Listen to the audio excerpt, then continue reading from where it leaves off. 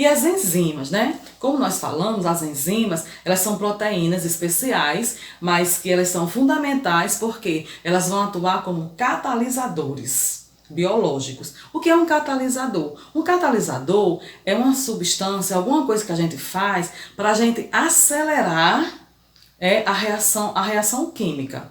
E as enzimas, elas atuam justamente nesse sentido, né? De acelerar a reação.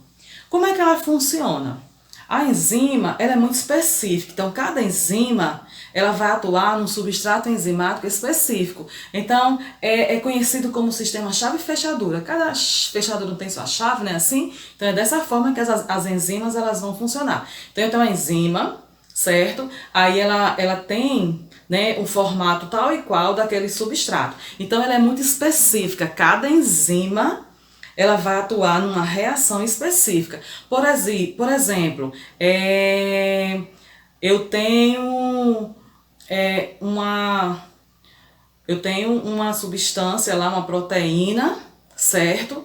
Que ela vai atuar num certo processo. Então, vamos lá, um glicídio, né? Eu tenho uma lactose. A lactose presente no organismo, ela vai precisar ser digerida. O que vai acontecer? A enzima, a lactase, ela é específica da lactose. Então, elas vão atuar lá, né? Elas vão se unir e a enzima, ela vai acelerar o processo de quebra aí das ligações. Então, por isso que a gente vai dizer aí que é um sistema chave-fechadura. A enzima, o substrato enzimático, né? A enzima, ela vai ativar o seu centro ativo e vai promover a quebra lá da molécula, né? Originando o produto. Então, quais as funções da enzima, como nós já falamos? Catalisadora, né? Ela vai provocar a união, né, das moléculas com o substrato e também elas podem modificar algumas ligações, originando, né, outras substâncias, tá bom? Ou outras ligações. Bem, como eu já falei, né, as enzimas são muito específicas, ou seja, cada uma catalisa um tipo de reação. Porém, em relação à questão da nomenclatura, como é que a gente vai chamar essas enzimas? Vai depender, né, de onde ela vai atuar. Por exemplo, uma enzima que ela atua, né, acelerando o processo de uma proteína, ela vai ser chamada de protease. Se ela for atuar junto a um lipídio, vai ser uma lipase. Se for junto a um glicídio, por exemplo, lactose, é lactase e assim por diante. Tá bom? Bem, além das enzimas, nós temos os cofatores e as coenzimas, ou seja, nós temos casos de proteínas que são formadas só por aminoácidos, que são as proteínas simples. Mas também nós temos casos de proteínas que elas são conjugadas, que elas sozinhas são inativas. Então elas se unem ao que a gente vai chamar aí, né, a um cofator. O que é um cofator? É uma substância não proteica, que vai se unir à proteína e assim elas vão formar uma holoenzima e vão, né, se tornar ativas. Então, a parte proteica eu vou chamar de apoenzima. E a parte não proteica eu vou chamar de cofator. As duas juntas, né? As duas separadas são inativas. Juntas, elas vão se tornar ativas. E elas vão ser denominadas de holoenzimas. Tá bom? Uma das substâncias que atuam como cofatores, né, como coenzimas, são as vitaminas. Elas se unem, né, às proteínas para realizar diversas funções existentes no organismo. Bem, existe também algo que inibe a ação da enzima, que é o que a gente vai chamar de inibição competitiva. É uma estrutura existente no organismo, que ela vai apresentar uma estrutura, né, semelhante ao substrato. Então, elas vão competir, certo, com a enzima. Caso elas consigam chegar ao substrato antes da enzima, elas vão formar uma ligação permanente. Então, qual o resultado disso? Inativação da molécula. A molécula vai deixar de funcionar.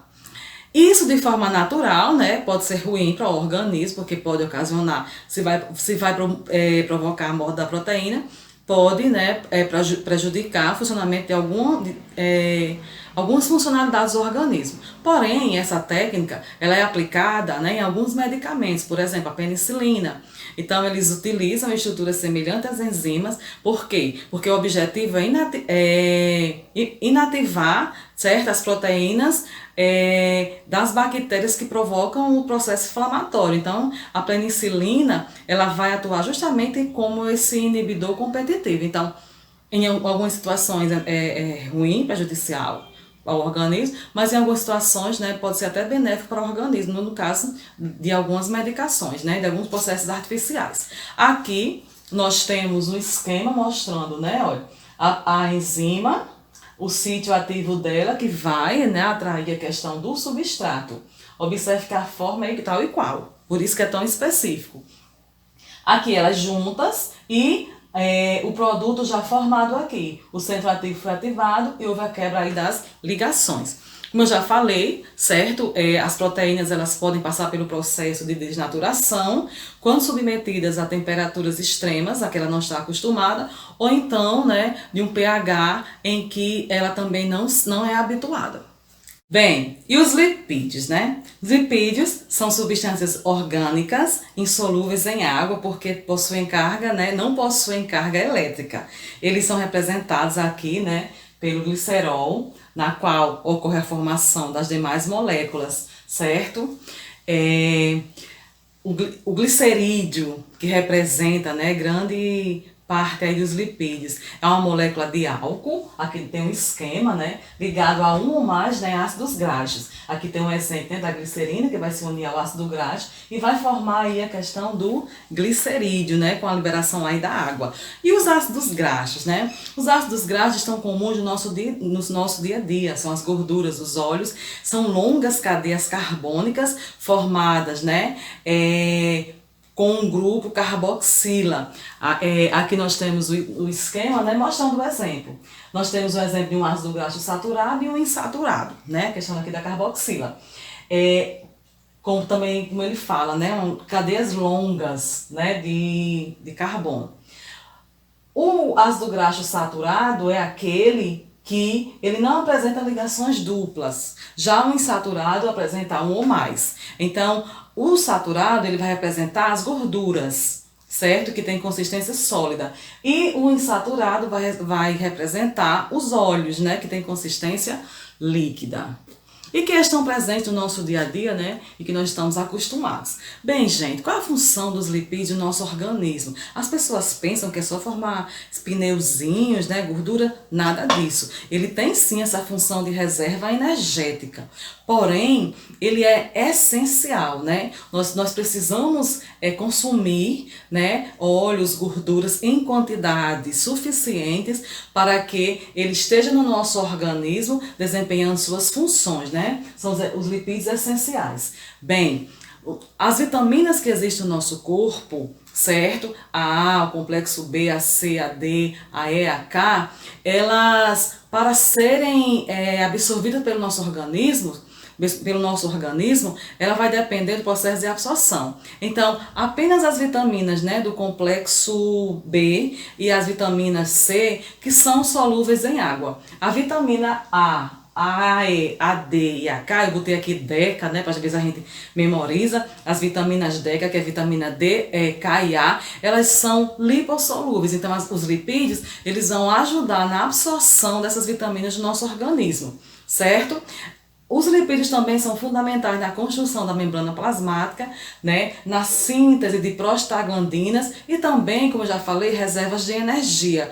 Elas também estão presentes lá nas células nervosas, na proteção lá da baía de mielina. Então, a falta dessa proteção, né, compromete a questão do funcionamento da baía de mielina e provoca, né, doenças degenerativas, certo? Assim, eles são importantes, os lipídios, porém, né, esses ácidos graxos, como eu já falei, né, as gorduras e os óleos, quando em excesso, eles podem levar ao desenvolvimento da aterosclerose, né? Que é justamente o armazenamento dessas substâncias nas veias, né, no miocárdio, e pode provocar, né, doenças do coração, infarto, né, e uma série de outras doenças. Aqui nós temos um exemplo, né, desses lipídios. Bem, temos também as ceras, né, que não estão presentes nos organismos vivos, mas também elas fazem parte, né, de alguns animais, por exemplo, as abelhas, e também de algumas plantas. As ceras, né, Elas são importantes porque elas têm essa função impermeabilizante, então elas evitam muito assim a desidratação de algumas plantas, né? Que precisa, né, de manter isso aí, tá bom? Temos também os esteroides, que o pessoal fala muito dos esteroides, né?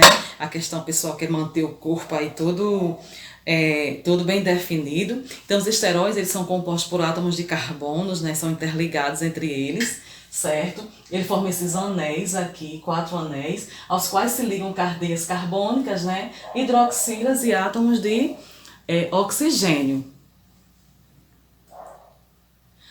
Um dos representantes aí do colesterol é a questão um dos representantes dos esteroides é a questão do colesterol, certo?